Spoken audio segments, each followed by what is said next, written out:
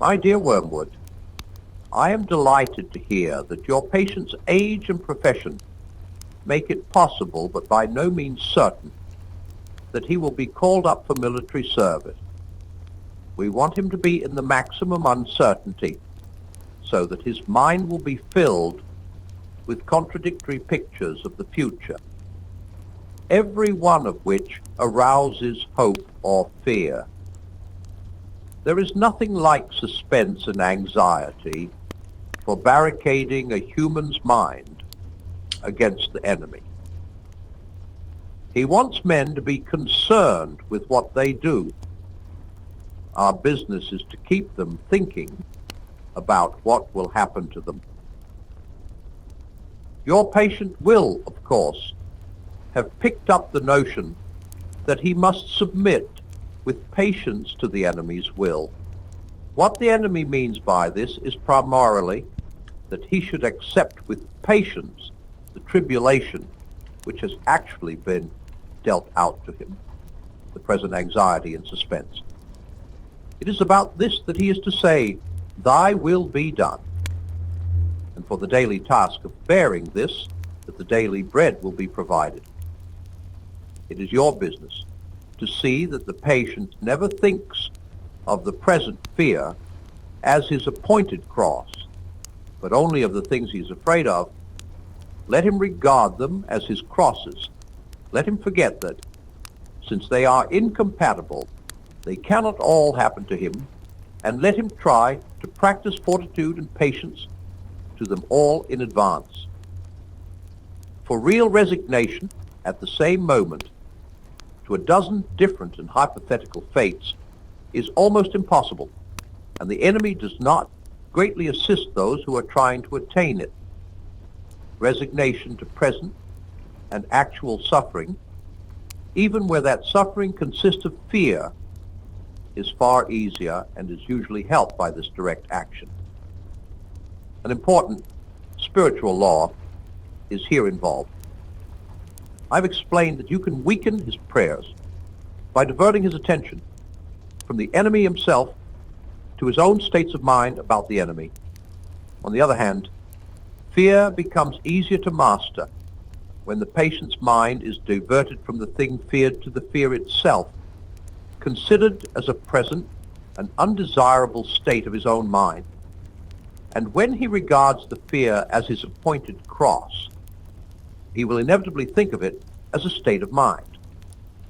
One can therefore formulate the general rule: in all activities of mind which favor our cause, encourage the patient to be unself-conscious and to concentrate on the object, but in all activities favorable to the enemy, bend his mind back on itself.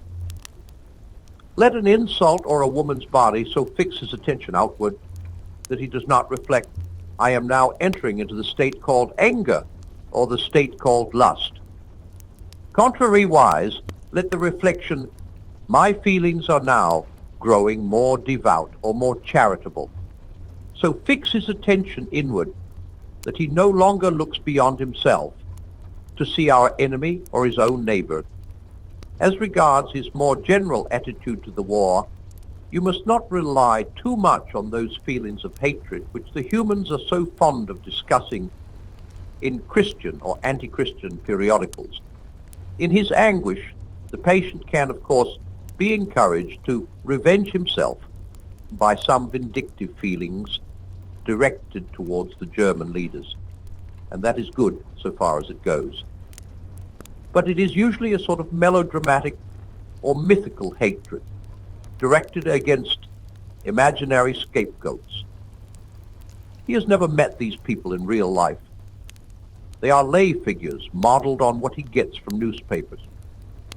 The results of such fanciful hatred are often most disappointing, and of all humans the English are in this respect the most deplorable milksops.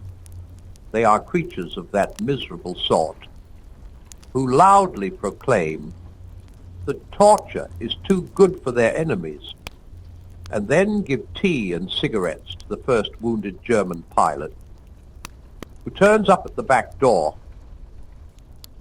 Do what you will, there's going to be some benevolence as well as some malice in your patient's soul. The great thing is to direct the malice to his immediate neighbors, whom he meets every day, and to thrust his benevolence out to the remote circumference, to people he does not know. The malice thus becomes wholly real, and the benevolence largely imaginary. There is no good at all in inflaming his hatred of Germans, if at the same time a pernicious habit of charity is growing up between him and his mother, his employer, and the man he meets in the train. Think of your man as a series of concentric circles, his will being the innermost, his intellect coming next, and finally his fantasy. You can hardly hope at once to exclude from all the circles everything that smells of the enemy, but you must keep on shoving all the virtues outward till they are finally located in the circle of fantasy, and all the desirable qualities inward into the will. It is only in so far as they reach the will and are there embodied in habits that the virtues are really fatal to us. I don't, of course, mean what the patient mistakes for his will, the conscious fume and fret of resolutions and clenched teeth, but the real center, what the enemy calls the heart. All sorts of virtues ponted in the fantasy or approved by the intellect, or even, in some measure, loved and admired, will not keep a man from our Father's house. Indeed, they may make him more amusing when he gets there. Your affectionate uncle. My dear Wormwood, I wonder you should ask me whether it is essential to keep the patient in ignorance of your own existence. That question, at least for the present phase of the struggle, has been answered for us by the High Command. Our policy for the moment is to conceal ourselves. Of course, this has not always been so. We are really faced with a cruel dilemma. When the humans disbelieve in our existence, we lose all the pleasing results of direct terrorism, and we make no magicians. On the other hand, when they believe in us, we cannot make them materialists and skeptics, at least not yet. I have great hopes that we shall learn in due time how to emotionalize and mythologize their science to such an extent that what is, in effect, a belief in us, though not under that name, will creep in while the human mind remains closed to belief in the enemy. The life force, the worship of sex, and some aspects of psychoanalysis may here prove useful. If once we can produce our perfect work, the materialist magician, the man not using, but veritably worshipping, what he vaguely calls forces, while denying the existence of spirits, then the end of the war will be in sight. But in the meantime, we must obey our orders. I do not think you will have much difficulty in keeping the patient in the dark. The fact that devils are predominantly comic figures in the modern imagination will help you. If any faint suspicion of your existence begins to arise in his mind, suggest to him a picture of something in red tights, and persuade him that since he cannot believe in that, it is an old textbook method of confusing them, he therefore cannot believe in you. I had not forgotten my promise to consider whether we should make the patient an extreme patriot or an extreme pacifist. All extremes, except extreme in devotion to the enemy, are to be encouraged. Not always, of course, but at this period. Some ages are lukewarm and complacent, and then it is our business to soothe them, yet faster asleep. Other ages, of which the present is one, are unbalanced and prone to faction, and it is our business to inflame them.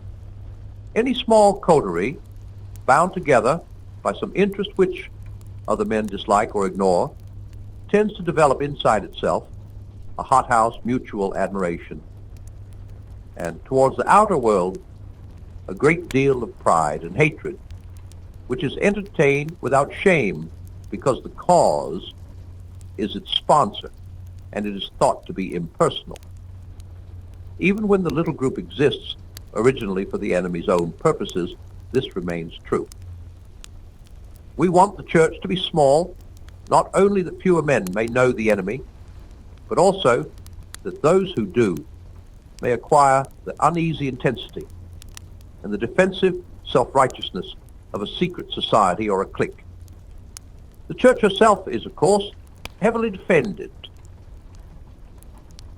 and we have never yet quite succeeded in giving her all the characteristics of a faction.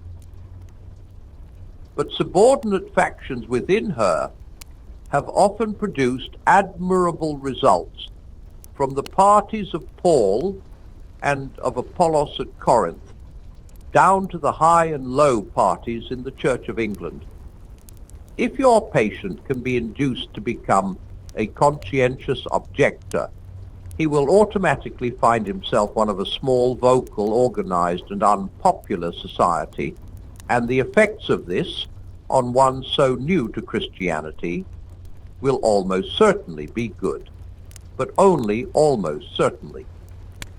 Has he had serious doubts about the lawfulness of serving in a just war before this present war began? Is he a man of great physical courage, so great that he will have no half-conscious misgivings about the real motives of his pacifism?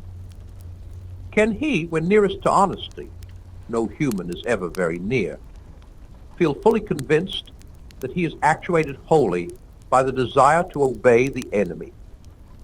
If he's that sort of man, his pacifism will probably not do us much good, and the enemy will probably protect him from the usual consequences of belonging to a sect.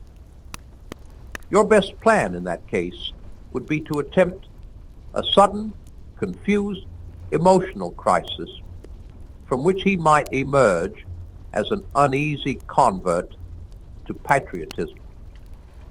Such things can often be managed, but if he is the man I take him to be, try pacifism. Whichever he adopts, your main task will be the same. Let him begin by treating the patriotism or the pacifism as a part of his religion. Then let him, under the influence of partisan spirit, come to regard it as the most important part.